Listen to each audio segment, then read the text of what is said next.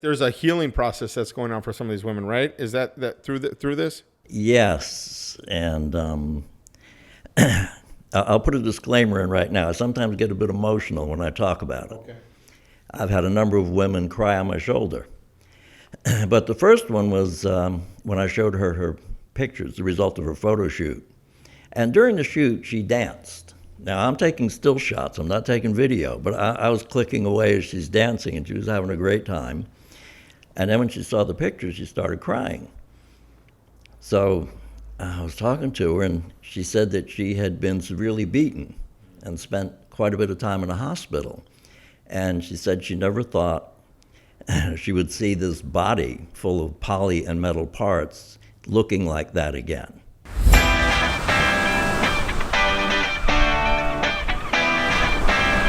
Hello, everybody. It's Kanoa here with RosaritoLiving.com, and we're in Rosarito Beach at the Baja123.com office. Hello, and I'm sitting here with Chuck Smith. How are you? Yeah, I'm doing great, Kanoa. Good to be here. I really appreciate you coming in and talking to us this morning. I was excited to know that you were coming in here because of what we're going to talk about today. Right. I think it's really, it's got a lot of flavor and a lot of spice to some of the things that we're going to discuss this morning. So why don't you tell us a little bit about yourself and how long you've been in Rosarito Beach? Sure. Yeah, my project is a little bit different. I've been down here about 7.5 years. I have a background in sales, marketing, been an entrepreneur, sales contests and all kinds of fancy things that I've won over the years against very big odds, as happened when we produced our calendars. Well, can I ask you really quick, what brought you to Rosarito Beach? Actually, we were flat broke. I had lost 2 jobs within 3 weeks, and it was a thing that just blew up on us. And we had thought, you know what, we've been to Mexico 20, 30, 40 times down to Baja. Cheap living there. Let's go there. We like it. It's a great place to come and sit on the ocean, have margaritas and fish tacos, and you know, what a wonderful community to come and relax on. And you're not the first person I've heard that has had that story, that they've come down here after the Great Recession and to come down here and take a look at and contemplate life. That's right. I've met a number of people in my situation. So I have company. Excellent. Well, thank you once again for coming in, and I'd like to talk to you about your project. Or your business, actually, right? Would you call it a business or a project? You know, I still refer to it as a project. Okay. Because it's sort of a passion as well. And we started in 2012. My wife and I have been watching the movie Calendar Girls.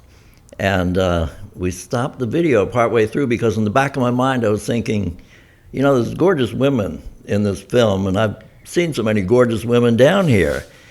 And I stopped the video and I looked at my wife, Jacqueline, and I said, you know what? I think we could produce a calendar like the one in the movie, only with older women. Because I figured most of them are retired. They've got to be 60 or over. And so anyway, we kind of shined off that idea and went back to the movie. But then a few weeks later, I was at a friend's party. And so a lot of the women were there that I knew. So I went around and I said, hey, you're going to get naked for me and pose for the calendar like the one in the movie Calendar Girls? And they good-heartedly say, yeah, sure, yeah, okay, yeah, I'll pose for you, Chuck. Well, the host of the party, my friend Michael, was walking from pod to pod of people, and he got the gist of our conversation, and he kind of put his finger in the air, and he disappeared. And he came back a minute later with a calendar in his hand, and I looked at it. And as my mouth dropped and my eyes were popping, he said, is this what you want to do? And I said, that's an original Ladies of Rylstone calendar. I said, yeah, that's it. So then I went around and started showing the women the calendar, and I said, hey, this is what you're going to be doing. Well, there weren't enough exits in Michael's place for the rush that went out of the place at that point. They changed their mind quickly. So yeah, I was going to say, I was like, okay, it was one thing is just like a concept, but all of a sudden you're like, okay, like we're going to do this. Yeah, when they saw the seriousness with which I came back with the calendar, they said, wait a minute, this guy's serious. No, that's not going to be me. So you got the inspiration of doing this, and now you're actually starting to put the wheels in motion, and this and now you're going to try to find the people that you're going to, or the women, you know, the beautiful women that you're going to put into this calendar. So that couldn't have been easy. Well, yeah, at that point, although the women said no, they didn't really run out of the building, but they just said, no, I couldn't do that. But I loved the idea. And there were about 50 people there, and everybody said, yeah, great idea. Why don't you do it? So Michael loaned me his calendar, and I thought, well, I'll ask for real. So I was invited to Ladies at Lunch, and there were about 12 women there, and I passed the calendar around, and I told them what I wanted to do. And 8 of them said yes. Really? Yeah. That's fascinating. 2 of them dropped out, but 6 of them eventually did. And in the interim, we had put together cost estimates of what it would cost to produce calendars. And had you ever done anything like this before? Had never done anything like it before. So the budget I put together was very wanting, to say the least, on top of which we didn't have any money, but we didn't let that stop us. But the biggest thing was while I was trying to get the models, I was also looking for a photographer, and I couldn't get one. They either couldn't or wouldn't do what I wanted to do, the way I wanted to shoot the women. So I was about to give up on the project. And a videographer friend of mine from San Jose was down here, and I'd worked with him on his project a little bit, and he said, Chuck, how's your calendars going? And I said, they're not. He said, well, what do you mean? I said, well, I can't get a photographer. So he said, well, why don't you be the photographer? I said, I'm not a photographer. I said, I don't even have a camera. But he planted a seed. And a couple days later, I stopped in to see my friend Ron Sharp at the Photo Art Gallery in town. Same thing. Chuck, how's your project going? I said, Ron, it isn't. I said, can't get a photographer. I said, but a friend suggested I be the photographer, but I don't have a camera. Well, here comes a finger in the air again. So Ron disappeared into his back room. He came back a minute later, had this beautiful camera, and he was holding it out toward me, and I said, nice camera, Ron, but I said, I don't have any money. He shoved it in my hand, turned me around, was pushing me out the door, and he said, look, pay what you can, when you can, get the hell out of my shop and go do your project. So I became the photographer. It seems like the universe was kind of lining everything up for you. I mean, because how people just don't put cameras in front of people like that. It felt like, it feels like that everything was kind of coming in place for this to happen. Yeah, it turned out that when my friends disappear into another room, they come back with goodies. So how fortunate! And so, did you start learning about photography, or how did you get to? Because I know we're doing real estate, so taking pictures is not easy. I've tried to attempt it a few times myself, and there's an art to being able to take a good photograph. Yeah, well, what I did was I took the original calendar, the Ladies of Rylstone, and selected some of the poses, and I got my wife, who's very beautiful, and I said, I need you to be a model for me. I said, let me see if I can emulate or replicate the shots in the calendar.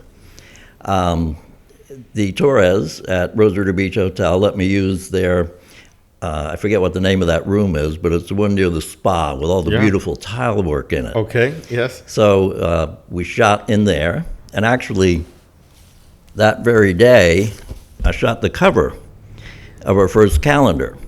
But we just went in as to try it, to see how I could do. Well, the photos came out pretty decent, and I had a few people who were photographers look at them, and they said, these are nice. So I figured, okay, well, maybe I can do it. So I kept recruiting, and we started doing photo shoots. So who was some of the initial photographs done with? These weren't previous models. None of these women had done modeling before, had they? No, over the years, we did this for 5 years. There were 91 women that we filmed. I think 2 of them had done a little bit of nude modeling. You photoed 91 women? 91 women. And how long of a period of a time? 5 years. Okay, wow. That's amazing. That's a lot of people. They must have really been. I don't know how to say, I guess, but to be able to go and convince 91 women to be able to do this, that's congratulations on that. Yeah, well, like the first year, because it was brand new, it was a different concept down here. So can I ask you, what would you tell them? Like, what would you tell them to do this? Like the first meeting of the Ladies at Lunch. Okay. I showed them the calendar, and I showed them the poses, and I said, this is what I want to do. And I said, I'm going to feature the women of Baja, and I didn't have a name for the project at that point. I played with beautiful and pretty and striking and lovely, and I worked and worked and worked on a name, and eventually I kept gravitating to gorgeous. Now, dictionary definition means gorgeous is like absolutely gorgeous. That's like the pinnacle. And not every woman is necessarily what you would say pretty. Some you'd say are striking, some you'd say are beautiful, some are lovely, some. But to me, there was more to it wasn't just the outside, it was also the inside. These women were coming and posing with 6, 7, and 8 decades of life behind them. So many experiences and stories, we'll talk about that in a little bit, that said something different to me. And it said to me that they're gorgeous on the outside and they're gorgeous on the inside.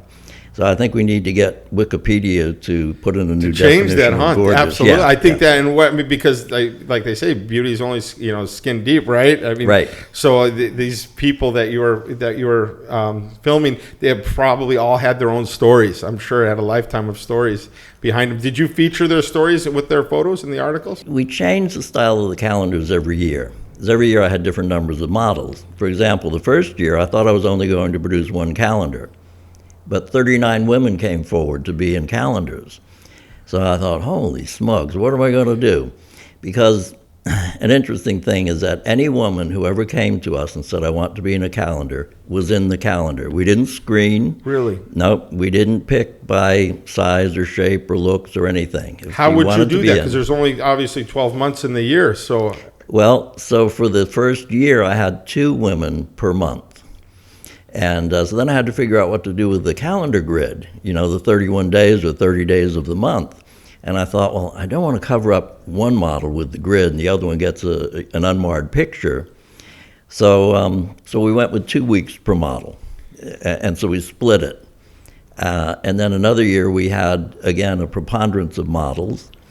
So that time we did just like a line of the dates down the side. So like January 1st, 2nd, 3rd, 4th, 5th through the 15th, and then 16th, down on the other one. Here's an example. So we split the grid. Oh, I see. So okay, so you split the months in half. Right. And gave it okay. So now in this one, there wasn't room for a story. And these are all shot in Rosarito Beach? No, from Rosarito to... down to as far as La Bufadora. But in Mexico. So these were all done in Mexico. All done in Mexico. Okay. Yeah, Rosarito, Ensenada, Punta Banda, La Bufadora, and then this last year we did San Felipe. Okay. And we've had a couple of models out of the Guadalupe Valley. How would you choose the locations that you were going to be filming at? It was 99% of the time it was the model's home. Okay. And in so many cases, the majority of cases, I never met the model until the day I showed up to shoot her. I didn't know what the setting was going to be. I didn't know what the lighting was, what kind of props we had, inside, outside. It was, we just kind of created what we needed when we were there. And not all of them are completely nude, and some of them are covered up. And so this is I'll actually be able to show some of these on the video, which is wonderful. Yeah, actually it was up to the models how much they wanted to show. And they got somewhat of a say. In like the first year, after having taken their photo shoot, I would come home, download the pictures, and then arrange another time with them, and I'd go back with my computer. So we'd go through the computer, and I'd say, if there are any pictures you would never want to be seen anywhere, I'll delete them. Delete them right. But whatever's left, I get to choose. Well, sometimes they left some pretty exciting pictures. So. I can imagine what your database of photos is probably pretty interesting. So one of the models, when she got her calendar, there was a nipple showing, and but it was a beautiful picture. And but she looked at it, and she had ordered 6 calendars, and she said, I can't give my calendars out. So she was really upset, and so I talked to her, and I said, well, look, if you like, you can pick a picture, and for your 6 calendars, I can change it. We'll reprint that page. We'll unstaple your calendars. I'll print the new page. We'll staple everything in, and you'll have 6 that you can go with. So I had arranged to come back down to see her. I was going to bring the computer down again so she could look through the pictures. And in the interim, her aunt visited her. Her aunt was like 82 years old, and she lived with this woman's mother. And that was her main concern. I can't show my mom this picture. So her aunt looked at it, and she said, "Honey, that's gorgeous." She said, "That is womanhood." She said, "It's beautiful." Well, her and her husband had liked it at any rate, and she thought, well, my aunt likes it, and she lives with my mom, and she thinks my mom will be okay with it. So when I went down with my computer to see her, she said, "No, I'm not changing my picture. I love it." And she gave me a big hug and a kiss. I'm thinking about this, and one of the things that I think we had talked about is that there's a healing process that's going on for some of these women, right? Is that through this? Yes, and I'll put a disclaimer in right now. I sometimes get a bit emotional when I talk about it. Okay. I've had a number of women cry on my shoulder. But the first one was when I showed her her pictures, the result of her photo shoot. And during the shoot, she danced. Now, I'm taking still shots. I'm not taking video, but I was clicking away as she's dancing, and she was having a great time. And then when she saw the pictures, she started crying. So I was talking to her, and she said that she had been severely beaten and spent quite a bit of time in a hospital. And she said she never thought she would see this body full of poly and metal parts looking like that again. So it was really a cathartic experience for her, both the photo shoot and looking at the pictures. And then 2 weeks after the release of the first calendar, I was giving a model a ride home, and she started telling me, we talked a little bit. We'd been to a calendar signing. So she'd signed some calendars, and we sold some more, and it was about a 25-minute drive to her house. We talked for a few minutes, then there was a little bit of quiet, and all of a sudden she said, "I was raped a few years ago." Well, now I'm stuck in the car, and I didn't know what to do, so I just listened. So she told me that after the rape, she cut her hair, she dressed like a man. Didn't go out for a long time. And then she got herself a dog, a big dog, so she started to go out. Eventually, she dressed in women's clothes, but baggy. She didn't want to show anything. And then gradually, she let her hair grow. And then she was wearing long skirts. And then gradually, the hemlines came up a little bit. And then she started wearing more form-fitting clothes as her hair continued to grow. And then she would put on a little bit of makeup, but she still had her dog with her. And she said the photo shoot was the final piece to the cycle of healing. And she felt like a woman again. What a wonderful story. Yeah, it's incredible. Did you have any idea that this was going to turn into such an amazing journey? No idea whatsoever. And over the years, we've had a number of others. One of the most touching to me was a woman from the age of 5. Her mother weighed her every day. And she abhorred if she gained any weight. And she was, 5, you're growing, you will gain weight, but she got in trouble if the scale was up anytime. So her mother always told her she was fat, and she equated that with being ugly. At age 64, and she took the chance, she did the photo shoot, and she didn't know what picture I was going to use, but at age 64, when she saw her picture, she cried and cried and cried, and she said, "I realize I'm not ugly." And she still feels healed to this day, several years later. And we were in a restaurant one day, I was meeting with her, and I had her poster with me at 12 by 18 that I did of each model. Well, we were talking, there were 3 of us at the table talking, and there was a Mexican family behind us, and there was a young girl, early 20s, I would say. Well, apparently she'd been eavesdropping. So as I got up to leave, she leaned over, and she looked at the picture, and she looked at this model, and she said, "You're a bitchin', you rock." Yeah, and off she went. I'm just like, as we're talking, I didn't realize, how much has been put into this project, and probably the lives that you've touched, especially the ladies that you've taken the photographs of, but then to also be able to connect with the people that are seeing this. You're putting real women and beautiful women into these calendars, and these aren't like the airbrushed perfect, the people that you usually get in calendars, but it gives you a real connection with who these women are, and especially I love it that you're doing it down here in Mexico too.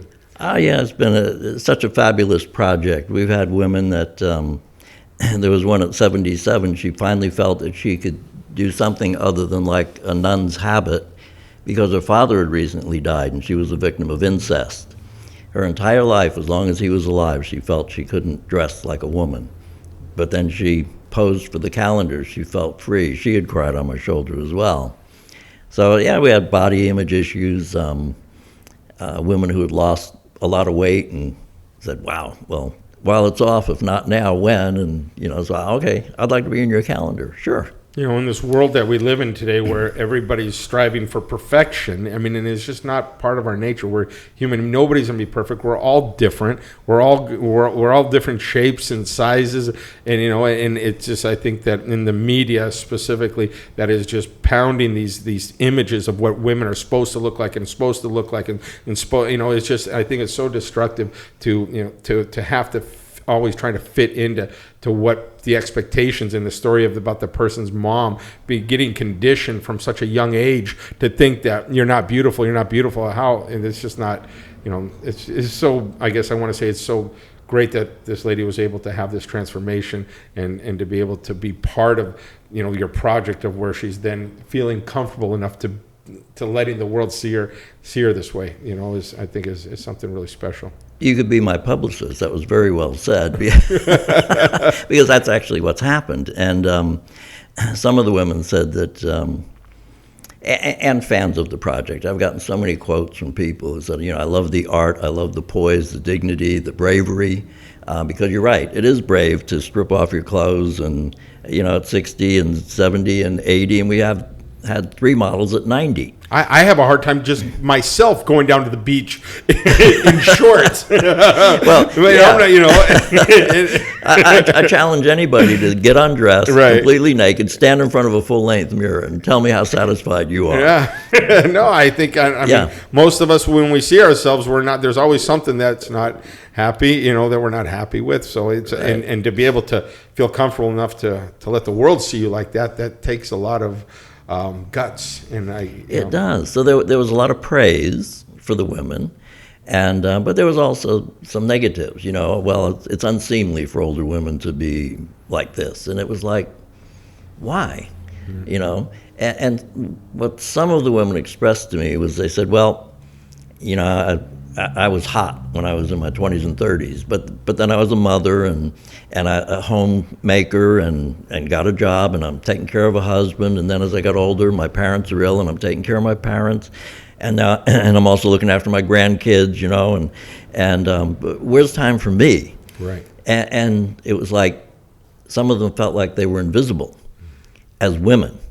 Sure. They were visible as caretakers, but they weren't visible as women in and of themselves, and the calendars help. I mean, there's so many layers to what you're saying right now that it's. I mean, and I can see now the power of this project you're doing. That is that because it's so true that women, I think certain women believe that there's a certain period in their life where that between 17 and maybe 30 or something, that's where they're that's where it's all about the beauty, right? It's all about that young and I think that the Hollywood defined beauty. Defined exactly, right? And I think that there's so much more into what what women offer, that it's not just about beauty. And I'm so glad that we can be breaking these stereotypes right now and be shattering the way it is, because it's not just about the way we look, right? I mean, life is so much more, about the character of who we are inside.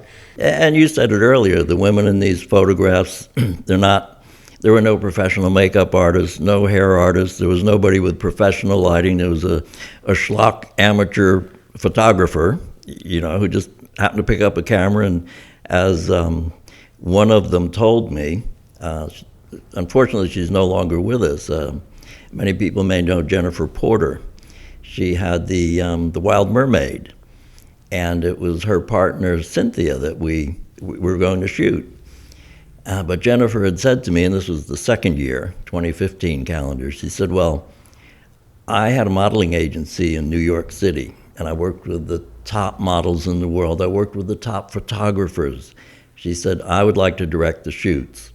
Well, I was still very new at photography, and I'm always open to learn. I said, that's fine. I said, you direct, I'll shoot. So we got there, and she had some poses and props and things in mind, and we did those. And then I said, as I was doing them, though, she all of a sudden was saying less. And she said, well, you seem to get what I'm talking. Yeah, okay. And then I said, all right, if I select a couple of poses and stuff. She said, sure. She said, you look like you know what you're doing, so we did.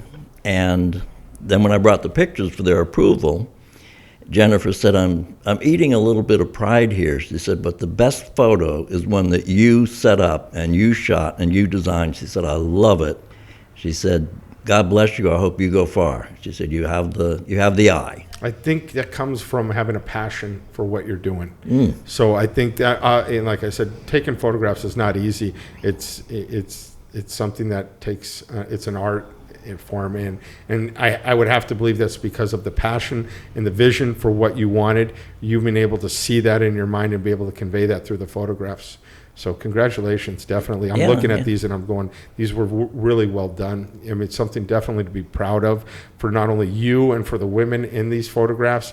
They should be proud, for what you're doing. So can I ask you, I know that you're writing a book right now? Correct. Yeah? So my original idea, and I thought of this about 3 years ago, and I have a publisher that's interested. Because there's this big interest in England, the Ladies of Ralston. Okay, that was huge, and that was what the movie Calendar Girls was based on. Calendar Girls came out in 2002. Their calendar came out in 2000. And Workman Publishing in New York had handled a publicity tour for 6 of the women, set up radio interviews and book signings all across the country. They were on The Tonight Show with Jay Leno. And so anyway, I'd written to them, and I said, look, I'm doing a similar thing. We're doing this project in Mexico, and they're keen on it. But at that time, I felt the project was not over. It was still ongoing, so I didn't get back to Workman at that point. But I'd thought of writing a book. So the idea to the book, particularly after 5 years, was like the A to Z, the hurdles that we had in the early stages. And this first year we drove 6,000 miles doing all the photographs and going back and showing them the pictures, and so all the things that we went through. But then I'm thinking the stories of the women. To get the photographs and put stories behind put the stories behind them. Yeah, there wouldn't be that much room in the book for those stories. And I thought, and there are a lot more stories down here. So I decided to do an anthology book first. Okay. So I'm looking for 100 contributors. Many of the models I'm hoping will want to write their stories. Now, that said, some of them told me, in that moment of emotion when it hit them that what they were doing, and then later they'd say, well, please don't tell anybody, of course, my name, right, or anything. So I don't know how many of them will want to write and put it in print. But as well as them, there are the women who, one of the models lost her husband. He was killed on the rocks in La Bufadora. But she stayed in Mexico, and she's built a career for herself. Another one, her husband, it was a suicide. And she stayed here and built a life for herself. So the strength of these women. I have to agree with you. I've seen some of the most powerful women down here that have been, their stories are amazing. And not only the people that have moved here, but some of the local women, the Mexican women here are just, I think, should be celebrated.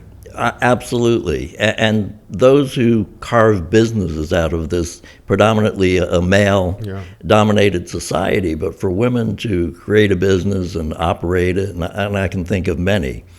So that's what the idea of the anthology, my vision is to give voice to the women in Baja who would like to tell their stories about their courage and their resilience and their fortitude that they needed to overcome their personal hurdles, but to do it with fun and a light spirit and a can-do attitude. So I want to immortalize their words in print to kind of go along with the immortalized visuals of the women done through the art and the gorgeous women of Baja calendars. I hope that you are able to pull this off. I think that's such a great, and I'll do what I can to help get the promotions for you too. That's cool. But are you only dealing with the women in the calendar that you're going to be celebrating? No, absolutely not. Any woman down that lives in Baja. You'll start to see shortly. I've just within the last 5 or 6 months become somewhat of a friend again with Facebook. Okay. I tried it twice in the past, and I hated it. But people were telling me, Chuck, if you're going to market, you got to be on Facebook, or social media. It's the world we live in. So I started learning, and so I put together a load of material that I'll start pounding it out there because I want to get my 100 authors. Okay. How many do you have right now? I'm not sure. There's like 9 or 10 that have said, I'll contribute to the book, but I haven't gotten it yet. So officially, I've got 2. Okay, all right. And so we got 98 left to go. 98 left to go. Okay. And originally I was going to put a time limit on it. You got to get your thing in. If you, because people say, well, people respond to pressure. And I've found that even some of those who told me they respond to pressure and they said, I'll write, they haven't delivered yet. So it's like. So are you going out to get them, or can people maybe make suggestions to you of people Sure. that they would go, this has been, this person or this woman has had a very interesting story. She's, come through, a lot in her life, and you would think that she would be good for your book. So can people make recommendations? Absolutely. Yeah. Okay. Yes. I think which I think I've already got a whole bunch in my mind that I'd like to recommend to you. I know. Anything else you'd like to talk about the book? No, I think that's it. The book will come out in hard copy, and then later I'll have it. There are places that are interested in carrying it from Tijuana to La Bufadora, from Rosarito to Ensenada, and from Guadalupe Valle to San Felipe, and I have some interest in north of the border as well. So are you working with the publisher for the calendars? Would it be the same person for the book, or how does that work? Well, no, the calendars, in essence, I published. I just didn't print. Okay. Okay, but I did all the first 2 years I did, and I had help with all the graphics because I didn't know how to set up for a printer. There were bleeds and gutters and all kinds of technical things. But I learned that as well. So the last 3 calendars, I produced 100% myself. Okay. Yeah, initially I didn't know how to do a front cover, back cover, inside, all that stuff. But I learned it. But no, the publisher, the book will be self-published. So we'll get the editing and the graphics and the formatting done, but then it will go to a printer. And there'll be a first chapter and a closing chapter, but in between there'll be 100 contributed articles by powerful women in Baja of all sorts. Many I've not yet met. And where's the funding for this coming from? Kind of like I did the calendars. So those who contribute, they'll be buying some of the books, and that helps fund this. There'll be a lot of advertising. So a lot of the women will be business women. Okay. And so we've gone through, and it's like, wow, this is one heck of an advertising package.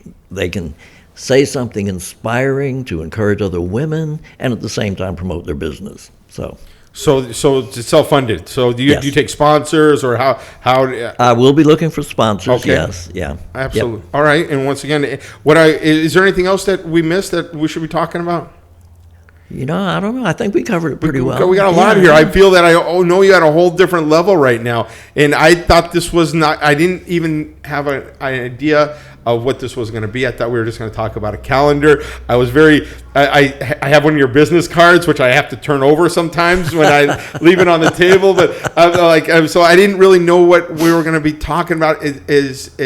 I guess I'm very what I want to say. I'm very impressed with what you've done. I'm always grateful for the people that are here promoting Mexico and promoting Baja and helping to make our city and our state better. Obviously, bringing all the bright and good information about the people that are living down here. And obviously, you're focusing on the women. I think if there's ever a book that's done for men, you should probably be one of the men of Baja. So congratulations, and thank you very much for coming down here and talking to us. All right. Thank you, Kanoa. I appreciate it. Have a good day. Thank you for watching our video. If you are interested in buying, selling, or renting in the Rosarito area, please give us a call.